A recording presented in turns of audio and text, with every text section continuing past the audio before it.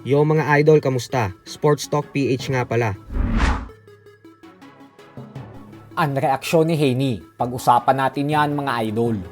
So matapos nga po ng napaka-impresibong performance na ipinamalas ng bagong WBC welterweight champion Ryan Garcia sa naging laban niya kontra kay Mario Barrios, kung saan tinalo niya ito ng walang kahirap-hirap via lopsided unanimous decision, ay tila hindi nga po dito makapaniwala ang dating katunggali ni Garcia na si current WBO welterweight champion Devin Haney.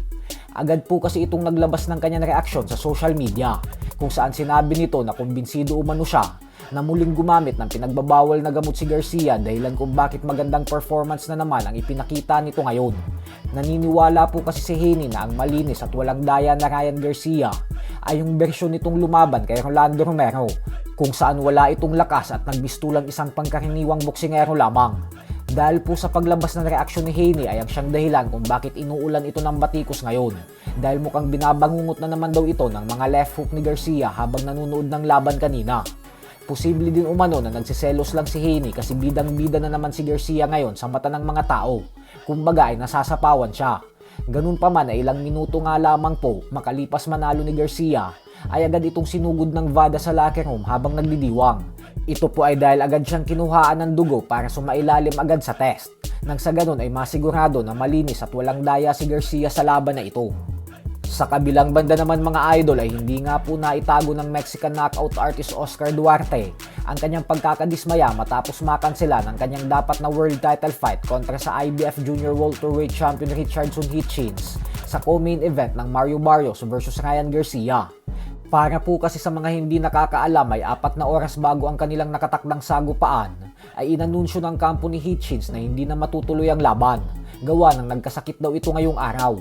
Ito ay sa kabila ng maayos naman ang kalagayan nito kahapon at walang naging problema sa pagkuha ng tamang timbang. Subalit hindi nga po ito kinakagat ni Duarte dahil kumbinsido ito na nagpapalusot lang si Hitchins nang dahil sa natatakot daw ito sa kanya magmula nang makita nito ang kanyang kondisyon sa weigh-in kahapon. Paliwanag ni Duarte na hindi daw talaga siya makapaniwala sa ginawang kaduwagan na ito ni Hitchins dahil umano sa sobrang takot nito sa kanya ay nawala lang daw ng parang bula ang pangarap niyang maging world champion ngayong araw na ito. Samantala, opisyal na din nga pong inanunsyo kanina lamang na kasado na ang bigating sagupaan sa pagitan ng WBC Light Heavyweight Champion David Benavides at ng Unified WBO and WBA Cruiserweight Champion Zurdo Ramirez na siyang nakatakdang ganapin sa May 2. Kaabang-abang din po ang bakbakan na ito dahil ito ang kauna-unahang pagkakataon na magtutuos ang dalawang Mexican World Champion sa mabigat na dibisyon. Si Benavides po ang aakyat ng dibisyon para subukang maging isang 3-division champion.